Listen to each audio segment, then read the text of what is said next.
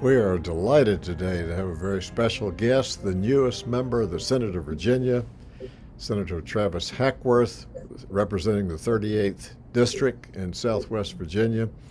And we are just delighted to have you with us.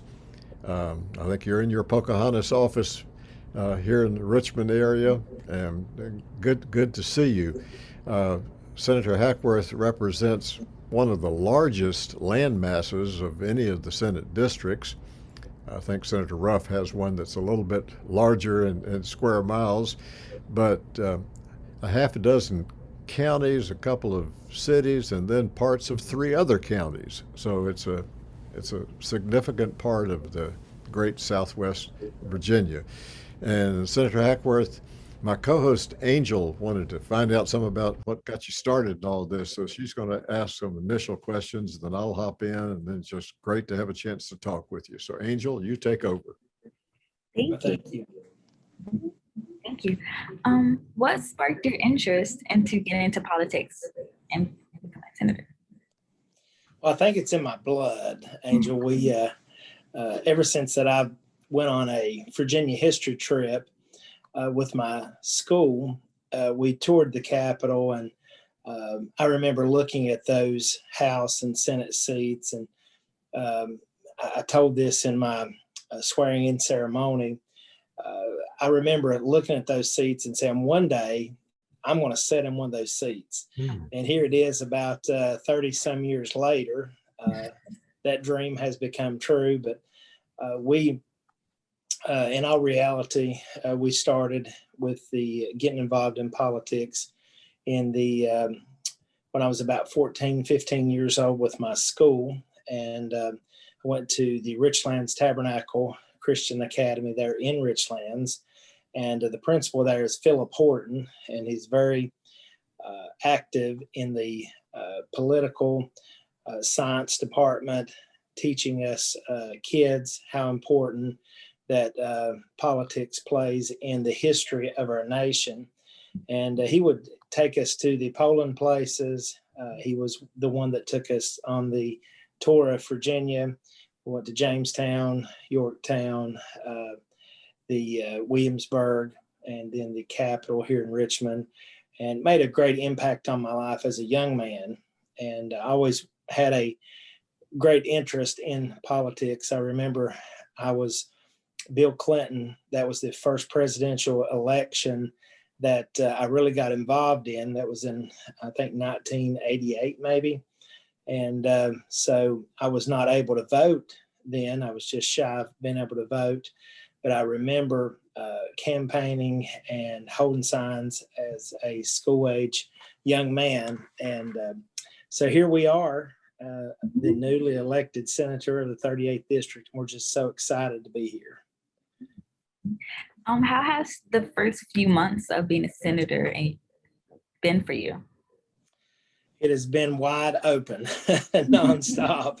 Most senators get 60 days after their election to prepare for their office and hire staff and open offices. And so the morning after, we was on the job. So we've just been so excited to have a wonderful team and that we have, and we've now opened 3 offices. And we have just went from, I think we've traveled some 15,000 miles since January the 1st, crisscrossing the district and back and forth to Richmond. And we're just busy, and we're excited to be able to do that. I was telling Angel the distance from one point to another point, that it really is helpful for your constituents that you opened those offices. I guess 2 of them almost in the corners of your district, and then the one there in Richlands, right in the central part where you live. But that really will help constituents to be able to communicate with you, and I know you want to hear from them, so that will be a big help. Absolutely. We was on the campaign trail. That was one of the things that was brought up early on, was how large a district, and from tip to tip, it's about 4 hours by car to travel. So Tazewell County and Richlands there is pretty much the center. So we have our main office there that's open 5 days a week. And then we elected to put an office in Pulaski and then one in the city of Norton. And that is about the corners, David, of our district. And we will have staff there throughout the week, a couple of days in Norton and about 3 to 4 days in Pulaski. And the turnouts, we had our ribbon cuttings there, and great crowd came out. We had almost 200 people at the Richlands location, and we had around 50 people at each location in Pulaski and Norton that came out for the ribbon cut, and the Chambers of Commerce, elected officials, law enforcement. It was just a wonderful event, and there seemed like the excitement is building in the air for these offices. So I'm really pleased to be able to honor that commitment and promise that I made. You know, as you come in, you come with quite a few colleagues who have some background in local government. I haven't done the count recently. That's Angel. That's something we probably need to look at. But you certainly got your start in elective office right there in your home county. Yes. So we are, our chief of staff is Tom Lester, and Tom has been involved. He's actually a current Tazewell County Board of Supervisor. And Tom is, he's not going to seek an additional term in November. So he's going to be coming off the board in November. But Tom has been involved in politics. Actually, Jeff Stafford, he credits Jeff Stafford for being the reason that he got into politics. And we went to the Jeff Stafford dinner in Giles County this year and was able to honor Delegate Stafford's wife at that event. And it was just a touching moment. And Tom went over and spoke to her, and she remembered him from all those years ago. And he said, your husband was the reason that I got into politics. So we're so glad to have Tom as our chief of staff. Also, Angie Hall. She was an aide to Delegate Nutter and also worked for Morgan Griffith. And so she has about 30 years of experience in constituent services. So we was glad to have somebody that was seasoned, that could take the ball and run with it. And they've been doing an amazing job. So we're just so glad to have those. We've got Courtney Joseph that's in our main office. She's one of our aides, and also Joni Baker that's working out of our Norton office, and Janine Israel. So we have quite a lineup, and we are proud to be able to have that many staff that can help us on a day-to-day basis. I'm thankful that you mentioned Jeff Stafford. I hadn't heard his name in a while, and there'll be people watching this who say, I remember him. He was quite a legislator and quite a person. And I suppose somewhat similar to the person you replaced, he had what I'd call an untimely death, or at least died at a younger age. And thinking about the person whose seat you fill, Ben Chafin, really think that the tribute that you have on your website to him is one that everyone who remembers Ben well should read. When you talked about the fact that he's a practical man and that he looked for practical solutions. And I think that, for me, that moves right into the one who's now in that seat, Travis Hackworth, who's a practical man, a businessman. And tell us something about your businessman background, the experience that you bring to this Senate seat. Well, David, we do have 13 businesses, and that sounds like I'm a very important person, but really I have very important people under me that helps run those businesses. So I found out a long time ago, surround yourself with people smarter than you, and you'll be successful. So we've tried to do that, but we do have, in 1998, we started a construction company called Twin Enterprises, and we named it that because we had a set of twins, identical boys, and so they are in the family business doing well and are some of the leaders in that family business. But then we started real estate companies. We have several real estate companies that is in Kentucky and Tennessee and Virginia, and We have properties, rental properties that we manage, and we also have a pharmacy. We have a couple of used car super centers, one in Washington County and one in Russell County. And we have a restaurant there in Richlands. We also have a restaurant on the Southwest Virginia Community College campus. We had to shut that down because of COVID last year, but hopefully that will open back up this year when the college resumes its activities. We have a wood manufacturing plant that does moldings, any type of wood products, cabinets. And so we keep busy, and we employ about 100 employees. And we're just privileged to have, we call it some of the cream of the crop of Southwest Virginia. And we feel like that the experience that we've gained over the past 25 years working in business, negotiating, sitting across the table with our peers, our business partners, vendors, has give us the experience that we need to do the same thing with the Senate. Virtually, we are running the largest business economy in the state of Virginia. And so we take that experience and we want to use that negotiations. I was talking to members of the caucus last night, and I told them, I said, it's no different in a lot of ways from running a business. You work with the other side, you build bridges, you have negotiations. And I've always done that and had great success at that. And I plan to continue doing the exact same thing as the next senator for the 38th district. You know, the variety of backgrounds of members of the General Assembly is really phenomenal. And I can recall not too many years ago when there were almost a majority of the members were attorneys.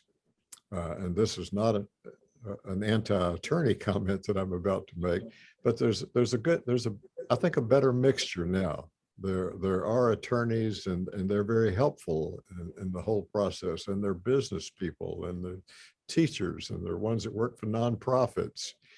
And it is truly a citizen legislature. Takes a lot of time. As you said, you've got to have those people working with you in those businesses so that they don't suffer back home. But it's good to have a variety, and within your Senate Republican caucus and Senate Democratic caucus, there's just tremendous variety of backgrounds that hopefully will help all of us in the Commonwealth, that there will, in the whole process of running the big business. I like the way you expressed that. Travis, I'd like to say one other thing that you have on your website that I really liked. And you said there's an old saying, the person with the most skin in the game plays the game the hardest. And with your roots in Southwest Virginia, that really makes you a strong advocate for Southwest Virginia. So tell our viewers something about Southwest. If they haven't been there yet, tell them something about the district, and that would help them understand the good people that you represent. Absolutely, David. I'm glad you brought that up, because we always say it's God's country. So it is just a beautiful, beautiful place to visit, place to live, place to raise your family. You will find there is faith, there is freedoms that are just, we ran, I told people it was not rhetoric, it was convictions when I said that we were pro-life, we're pro-God, we're just pro-guns, pro-family, pro-business. That's just in every fiber of our body. And, when you look at Southwest Virginia, the crime rate is low, the cost of living is low.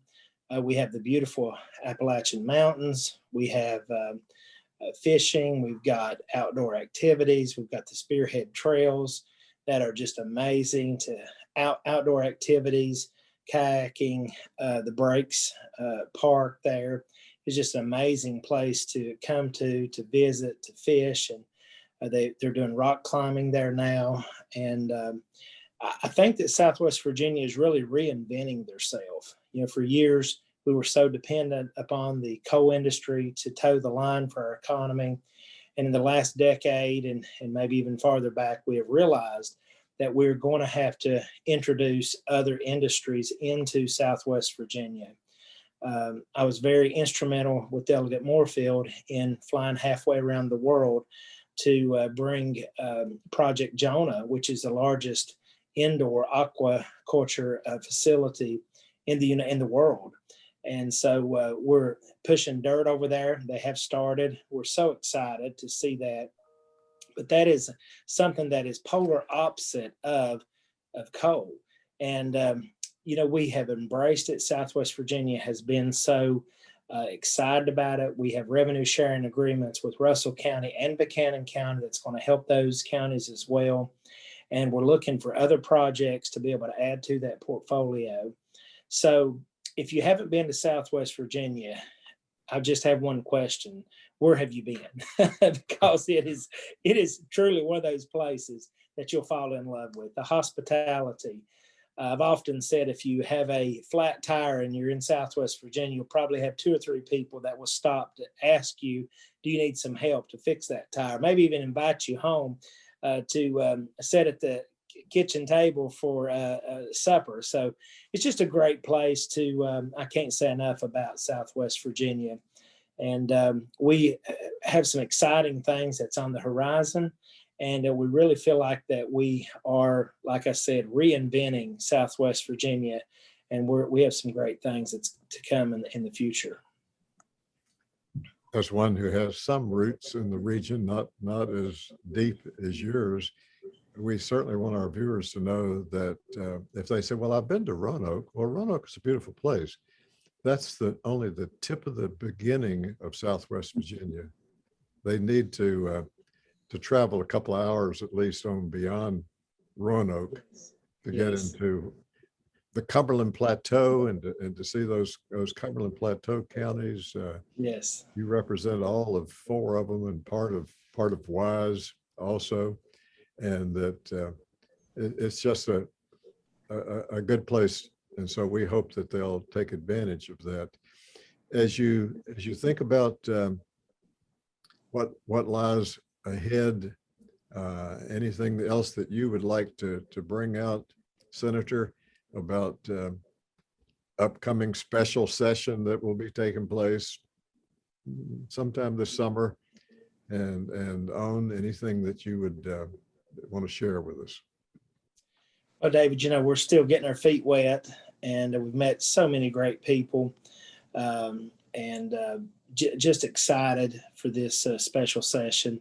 Not sure exactly what all is going to be discussed in it. We know we're going to take care of some of the CARES money that's coming down from the federal government, maybe some of the appellate court picks there. But we are hoping that, we'll just continue to make those relationships and build those bridges and get to know everybody. And hopefully in 2022, we'll have a regular session and we'll get full swing, get the full experience. It's almost like this year has been an appetizer, so we'll get the full course next year. Right. Well, if folks go on your website, and I'm sure many of them have, you'll find you've got your cell number there.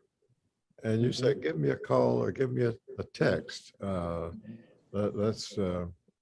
That's bold and brave, and that's good constituent service to put your cell number out there for folks to have, so that they can reach out to you. And I'm sure that you're having people that are contacting you and Yes, and wanting your help. yes, absolutely.